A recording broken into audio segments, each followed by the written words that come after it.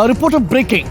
ഇന്നലെ സമാപിച്ച CPM സംസ്ഥാന സമ്മേളനത്തിൽ പി ജയരാജനെ സെക്രട്ടേറിയറ്റിൽ ഉൾപ്പെടുത്താത്തതിൽ പി ജയരാജന്റെ മകൻ ജെയിൻ രാജിന് നിരാശ. അതൃപ്തി പരസ്യമാക്കി പി ജയരാജന്റെ മകൻ വാട്സപ്പ് സ്റ്റാറ്റസ് ഇട്ടു. അയോധ്യ വിധിക്ക് പിന്നാലെ 2019 എം സ്വരാജിന്റെ വിവാദമായ ഫേസ്ബുക്ക് പോസ്റ്റാണ് ജെയിൻ വാട്സപ്പ് വഴി സ്റ്റാറ്റസ് ആക്കിയിരിക്കുന്നത്. വർത്തമാനകാല ഇന്ത്യയിൽ മറിച്ചൊരു വിധിയുണ്ടാകുമെന്ന് നിഷ്കളങ്കരെ നിങ്ങളിപ്പോഴും പ്രതീക്ഷിച്ചിരുന്നു എന്ന പോസ്റ്റാണ് ഷെയർ ചെയ്തിരിക്കുന്നത്. TV പ്രസാദ് ചേരുന്നു കൂടുതൽ വിവരങ്ങളുമായി. TV Prasad, good morning. TV Prasad, ഇന്നലെ പ്രത്യേകിച്ച് സുപ്രീം കോടതിയിൽ നിന്ന് വിധിയൊന്നും വന്നില്ല എന്നാണ് നമ്മൾ മനസ്സിലാക്കുന്നത്.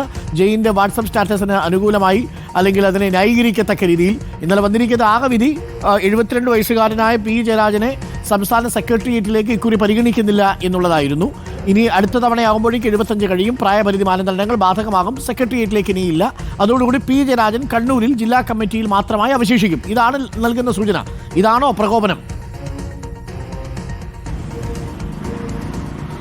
അതുതന്നെയാണ് അരുൺ. കാരണം പി ജയരാജൻ സംസ്ഥാന സെക്രട്ടേറിയറ്റിലേക്ക് എത്തുമെന്ന് പി ജയരാജനും മകനും ഉൾപ്പെടെയുള്ള പി ജയരാജൻ്റെ അനുയായികൾ പ്രതീക്ഷിച്ചിരുന്നു എന്നുള്ളതാണ്. പക്ഷേ അതുണ്ടാകില്ല എന്ന കാര്യം നേരത്തെ തന്നെ ഏതാണ്ട് വ്യക്തമായിരുന്നു. കാരണം വ്യക്തിപൂജയുമായി ബന്ധപ്പെട്ട് പി ജയരാജനെതിരെ നേരത്തെ തന്നെ നടപടി ഉണ്ടായിരുന്നു. മാത്രമല്ല, കണ്ണൂരിൽ പി ജയരാജനും MV ഗോവിന്ദനും മേലെ ആരാധകരുള്ള വലിയ ആരാധകരെ സൃഷ്ടിച്ച് വരുന്ന ഒരു നേതാവായി പി ജയരാജൻ വരുന്ന സമയത്താണ് അങ്ങനെയൊരു പാർട്ടി നടപടി ഉണ്ടായത് എന്നുള്ളതും നമ്മൾ ശ്രദ്ധിക്കണം. മാത്രമല്ല, അതായത് നേരത്തെ ഉണ്ടായ ലോക്സഭാ തെരഞ്ഞെടുപ്പിൽ വടകരയിൽ ലോക്സഭയിലേക്ക് മത്സരിച്ചു പി ജയരാജൻ.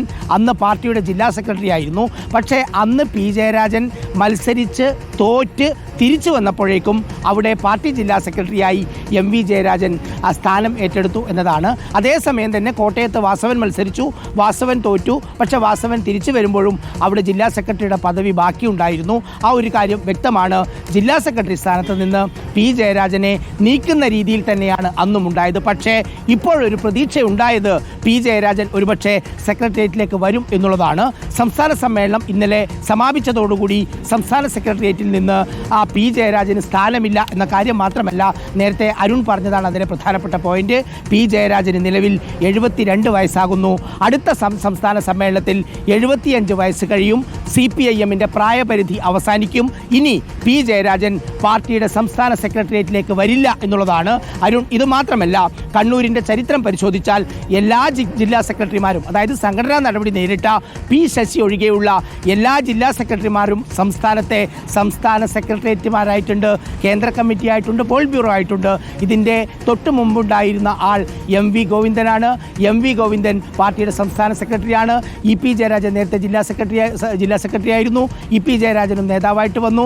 അതിലിപ്പോൾ MV ജയരാജൻ ഏറ്റവും അവസാനം വരുന്നു. അതിനു മുമ്പ് ജില്ലാ സെക്രട്ടറി ഉണ്ടായിരുന്ന പി ജയരാജൻ മാത്രമാണ് സംസ്ഥാന സെക്രട്ടേറിയറ്റിലേക്ക് വരാതിരുന്നത്.